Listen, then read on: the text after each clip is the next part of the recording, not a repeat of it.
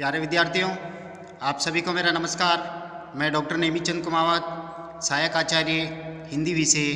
राजकीय महाविद्यालय की आपके इस बीए पार्ट सेकेंड विषय हिंदी साहित्य के प्रथम प्रश्न पत्र की आज की इस ऑनलाइन कक्षा में मैं आप सभी का हार्दिक अभिनंदन और स्वागत करता हूं। प्यारे विद्यार्थियों, महर्षि दयानंद सरस्वती विश्वविद्यालय अजमेर द्वारा आपके हिंदी साहित्य के इस प्रथम प्रश्न पत्र का जो पाठ्यक्रम निर्धारित किया गया है उसमें एक पाठ्य पुस्तक लगी हुई है और उस पाठ्य पुस्तक का नाम है रीतिकालीन काव्य। इस पुस्तक में रीतिकाल के हिंदी साहित्य का जो इतिहास का तीसरा कालखंड है रीतिकाल, इस रीतिकाल के कवियों से संबंधित कविताओं का संकलन इस पाठ्य पुस्तक में है। इस पाठ्य पुस्तक में कुल रीतिकाल के 8 कवियों की कविताएं हैं, जिसमें से आरंभिक प्रथम कवि के रूप में हमने केशवदास जी के 19 पदों का अध्ययन किया।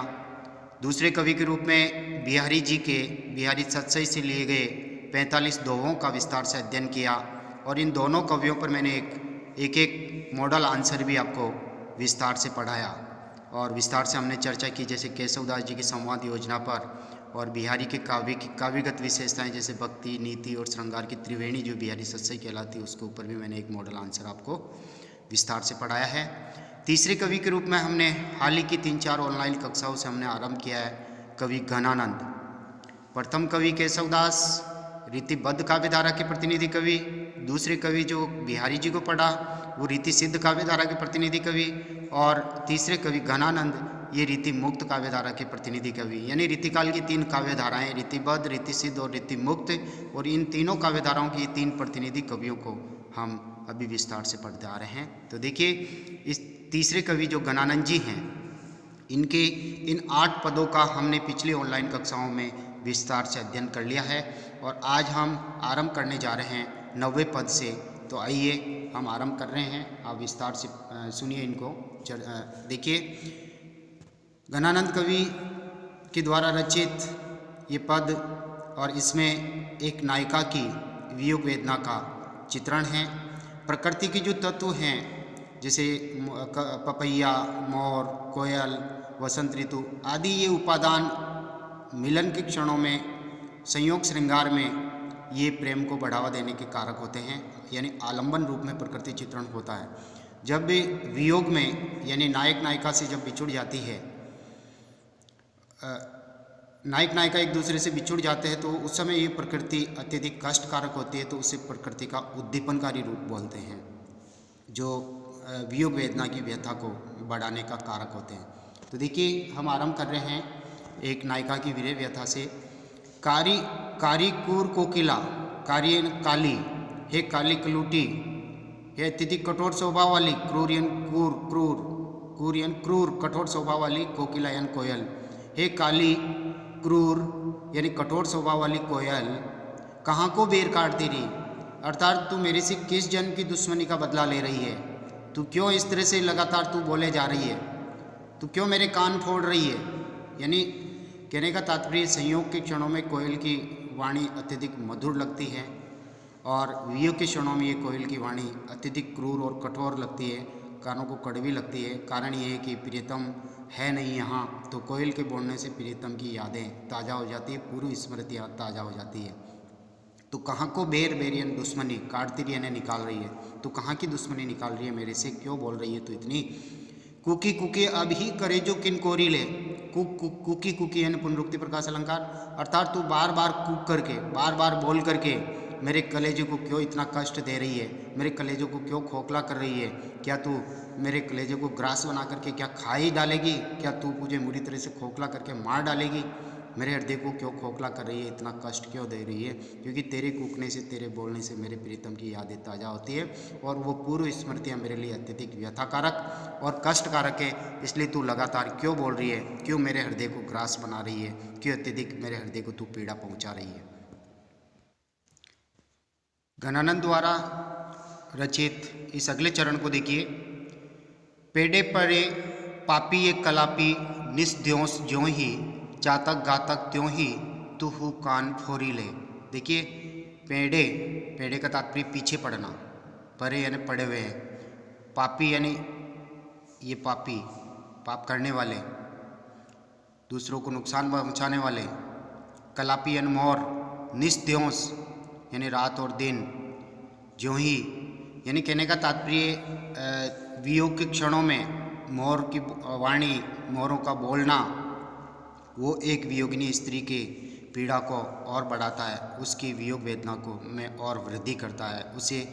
मोर के बोलने से भी कष्ट होता है। इसलिए यहाँ नायिका कह रही है कि ये मोर भी मेरे पीछे पड़े हुए हैं। एक तरफ कोयल मेरे कलेजे के टुकड़े टुकड़े कर रही है, अत्यधिक कष्ट दे रही है उसकी वाणी, दूसरी ओर ये मोर भी बोल रही है। यानी ये प्रकृति के उपादान जो संयोग के क्षणों में जो सुख पहुँचाते थे, ये वियोग के क्षणों में अत्यधिक कष्टकारक बन रहे हैं, अत्यधिक कष्ट दे रहे हैं। जो ही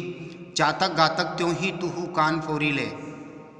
और चातक यानी पपैया जो पीऊ पीऊ की वाणी में बोलता है, और उसकी ये वाणी भी इस वियोगिनी स्त्री को वियोगिनी स्त्री के लिए अत्यधिक घातक बन रही है, उसे अत्यधिक कष्ट पहुंचा रही। तुहु तुहु त्यों ही तुहु, अर्थात एक तरफ मोर बोल रहे हैं और उसी भांति हे पपैया तू भी लगातार पीऊ पीऊ की वाणी बोल रहा है, और तेरी इस वाणी से मेरे प्रियतम की यादें ताज़ा हो रही है। जैसे ही तू बोलता है वैसे ही मेरी प्रियतम की पूर्व स्मृतियाँ ताज़ा हो जाती। तो इसलिए तुम क्यों दुख दे रहे हो मुझे, कान फोरी ले, अर्थात तुम क्यों मेरे कानों को फोड़ रहे हो। एक तरह से कान, तुम्हारी वाणी से मेरे कान बहरे हो जाएंगे। यानी इनकी एक तरह से कोयल की मधुर वाणी, मोर की मधुर वाणी और चातक की पीऊ पीऊ की मधुर वाणी जो संयोग के क्षणों में यानी मिलन के क्षणों में अत्यधिक मधुर और प्रेम को बढ़ावा देने वाली होती है, प्रेम का ये पोषण करने वाले होते हैं प्रकृति के तीनों उपादान। लेकिन वियोग के क्षणों में इस नायिका को ऐसा लगता है कि मैं वैसे ही प्रियतम से बिछड़ी हुई हूँ और वियोग वेदना सह रही हूँ, और तुम बोल बोल करके मेरे प्रियतम की यादों को ताज़ा कर रहे हो, जिससे मेरे कष्ट और अधिक बढ़ रहे हैं। इसलिए नायिका कह रही है कि तुम तीनों की वाणी ऐसे लग रही है कि जैसे मेरे कान फोड़ रहे हो, अर्थात व्यर्थ तुम बकवास कर रहे हो।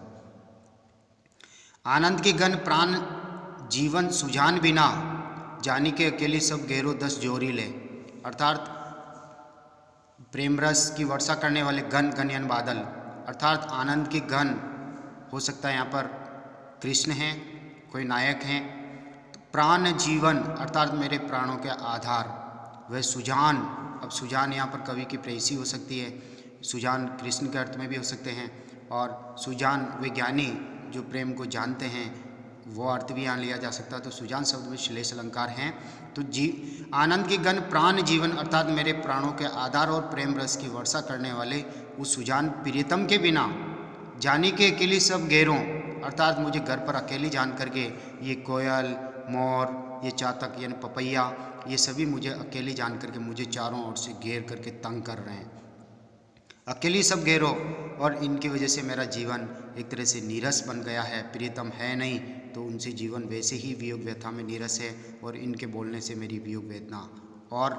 बढ़ जाती है। तो घेरो 10 जोरी ले, अर्थात ये सभी मिलकर के पूरी तरह से एक तरह से मेरे जी को दुखा रहे हैं, मेरे हृदय को दुखा रहे हैं, मुझे पीड़ा पहुंचा रहे हैं, मेरी वियोग वेदना को और बढ़ा रहे हैं, वियोग वेदना को बढ़ाने के मूल कारण बन रहे हैं। जो लोग करे आवन विनोद मरसावन वे, यानी जो लो यानी जब तक, करे आवन अर्थात आकर के, विनोद बरसावन अर्थात प्रेम रूपी जल की वर्षा करने वाले प्रियतम जब तक लौट करके नहीं आएंगे तब तक तो ये प्रकृति की उपादान कोयल, मोर, पपैये बोल बोल करके इस नायिका की वियोग वेदना को बढ़ाते हुए उसे तंग करेंगे, उसे कष्ट देते रहेंगे। तोलो रे डरारे बजमारे, तोलो यानी तब तक, यानी जब तक प्रियतम नहीं आते हैं तब तक हे कोयल, मोर, पपैये तुम जितना चाहो तो अपना बोल रो और मुझे कष्ट दे दो, तुम मुझे डरा दो। डरारे यानी डरावने,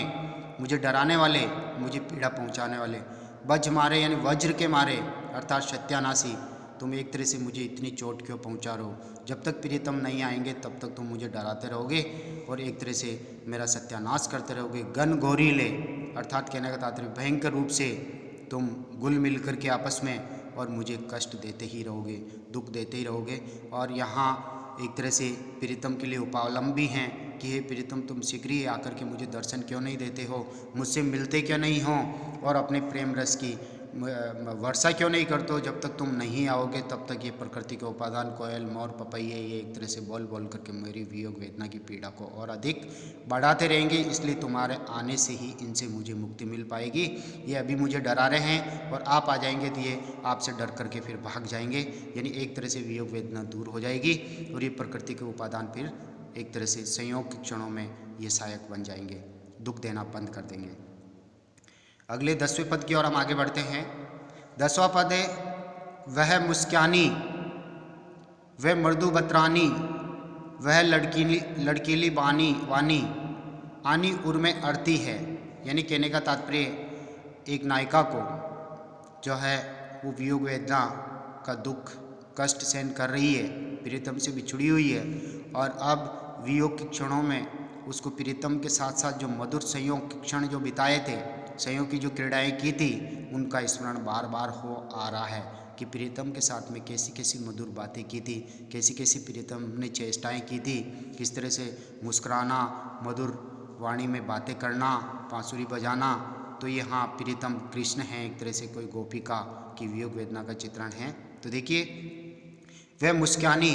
अर्थात वह मधुर मधुर मुस्कान प्रीतम की संयोग के क्षणों में, वह मृदु बतरानी और वह मीठी मीठी वार्ताएं करना, मीठी मीठी बातें करना, प्रेम से परिपूर्ण बातें करना, वह लड़कीली वाणी, लड़कीली यानी चुलबुली बातें, चंचल स्वभाव वाली बातें, प्रीतम के द्वारा की हुई बातें आनी उर में अड़ती है। और अब इस वियोग में अत्यधिक दुख में एक तरह से मेरे हृदय में अड़ गई है, अड़ने का अड़ती का तात्पर्य छा गई है, मेरे हृदय को पूरी तरह से प्रभावित कर चुकी है। यानी प्रीतम के प्रेम में मैं पूरी तरह से डूबी हुई हूँ, मेरे हृदय में प्रीतम की वही छवि बसी हुई है, मधुर मधुर यानी मधुर मुस्कान, मीठी मीठी वाणी और चुलबुली बातें, वो मेरे हृदय को पूरी तरह से प्रभावित कर चुकी है। मैं उनकी प्रेमिल बातों में पूरी तरह से सरोबार हो चुकी हूँ, तो वो बातें मेरे ऊपर छा गई है। वे गति लेन, गति एक तरह से ताल, स्वर, नाचना गाना, गतिशीलता के साथ गतिशील रह कर के नाचना गाना, ताल स्वर में कुछ कहना, बांसुरी बजाना, इस तरह से। ओ बजावनी ललित बेन, ललित यानी सुंदर बांसुरी को बजाना, यानी वक्राकृति में वक्राकृति की चेष्टाएं करना और नाचने गाने की चेष्टाएं करते हुए, मधुर मधुर मुस्कुराते हुए, मधुर बातें करते हुए, साथ ही मधुर सुंदर बांसुरी को बजाने वाली वे तस्वीर मेरे हृदय पर पूरी तरह से छा गई है। वह हंसी देन हियरता से ने टरती है, वह हंसी देन यानी मुस्कुराते हुए दृष्टिपात करना, मुस्कुराते हुए नायिका कह रही कि प्रीतम कृष्ण का मुस्कुराते हुए मेरी ओर देखना, और वह मुस्कुराने की जो छवि है मेरे हृदय पर पूरी तरह से छा गई है, मेरे हृदय में वही छवि जम गई है और एक तरह से हियरता से ने टरती है, मैं हृदय से उनको बिल्कुल भी नहीं निकाल सकती, नहीं भी भूल सकती। यानी वही स्मृति बार बार संयोग के क्षणों की प्रीतम की उस नायिका को याद आ रही है, इससे उससे वियोग वेदना और उसकी बढ़ती जा रही है। वे चतुराई से चिताई चाहने की छवि, चाहने की यानी प्रेम करने की छवि, प्रेम करने की शोभा, यानी वह चतुरता के साथ में प्रीतम ने मेरे हृदय में प्रेम भावना जगाई थी, प्रेम की इच्छा जगाई थी। तो प्रेम की इच्छा जगाने की वह सुंदर छवि, सुंदर शोभा मेरे हृदय में पूरी तरह से छा गई है। एक क्षण भर के लिए भी उस छवि से मैं बाहर नहीं निकल सकती और वह पूरी तरह से तस्वीर के रूप में मेरे हृदय में एक तरह से स्थिर हो चुकी है। वह छलताई ने छिनक विसरती है, छलताई यानी छेल छबीलापन या रंग रंगीलापन, प्रीतम का इस प्रेम के संदर्भ में नायिका के साथ की हुई जो चेष्टाएं हैं, रंग रंगीलेपन की जो चेष्टाएं हैं, छेल छबीलेपन की, तो नायिका कह रही कि वह क्षण भर भी मेरे द्वारा भुलाया नहीं जा सकता। यानी कहने का तात्पर्य वियोग के क्षणों में जो है वियोगावस्था में जो है संयोग के क्षणों की सारी स्मृतियाँ नायिका को ताज़ा हो रही है। प्रीतम के साथ में जो मधुर मधुर क्षण बिताए थे, जो हाव भाव और चेष्टाओं की जो तस्वीर है प्रीतम की, वो उस नायिका के हृदय में जम गई है, पूरी तरह से नायिका को प्रभावित कर चुकी है। आनंद निदान प्राण प्रीतम सुजान जू की सुधि सब भांतिन सो बेसुधी करती है, अर्थात आनंद निधान, आनंद के खजाने, यानी एक तरह से मेरे जीवन में प्रेम के पूर्ण आधार मेरे प्राण प्रीतम, प्राणों से प्रिय और आनंद के आधार यानी आनंद के मूल खजाना जो मुझे इस प्रेम में आनंद देने वाले हैं, और मेरे प्राणों के प्रिय वे सुजान अर्थात कृष्ण नायक युग की यानी उनकी शुद्धि यानी स्मृतियाँ, यानी कहने का तात्पर्य मुस्कुराने की स्मृति, मधुर मधुर बातें करने की स्मृति, चुलबुली बातें करने की स्मृति, एक तरह से बांसुरी बजाते हुए हाव भाव ताल स्वर में बांसुरी बजाने की चेष्टाएं करना, यह छवि, और हंसते हुए नायिका की ओर दृष्टिपात करना, देखना, और चतुराई से प्रेम भावना जागृत करने की छवि। तो ये सारा रंग रंगीलापन आदि जो है, ऐसी स्मृतियाँ उस नायिका के हृदय में एक तरह से जम सी गई है, और बार बार वियोग के क्षणों में, वियोगावस्था में, वियोग वेदना में उस नायिका को कसक दे रही है, पीड़ा दे रही है, और उसे बार बार ये बातें, ये इस पूर्व स्मृतियाँ, ये उसे बेसुद्धि यानी एक तरह से बेहोश करती है, वो अपनी चेतना होश आवास भी खो देती है। तो सब 3500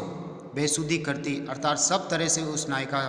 पर उन बातों ने एकाधिकार कर लिया है, यानी प्रियतम का प्रेम उस नायिका के ऊपर छा गया है, और वो नायिका भी पूरी तरह से प्रियतम के प्रेम में तल्लीन हो गई है। इसलिए उनके जीवन से जुड़ी हुई संयोग के क्षणों की वो जो जितनी भी स्मृतियाँ हैं, पूर्व बातें हैं, प्रेमिल बातें, और वो बातें बार बार नायिका याद करती है, तो उसे होश आवास को खो देती है, एक तरह से वो चेतना खो देती है, अपनी शुद्ध बुद्ध खो देती है। तो यहाँ अनुप्रास अलंकार, यमक, काव्यलिंग और विषम अलंकार का प्रयोग भी हैं, और एक तरह से प्रीतम की छवि का पूर्णतः नायिका के ऊपर जो प्रभाव हुआ, प्रीतम के सौंदर्य, उनकी चेष्टाओं, उनके हाव भावों का जो प्रभाव नायिका के ऊपर पड़ा, उसका इस पद में घनानंद जी ने विस्तार से चित्रण किया है। तो प्यारे विद्यार्थियों, हमने अभी 9वें और 10वें पद पर विस्तार से चर्चा की। दोनों ही पद वियोग वेदना से संबंधित हैं।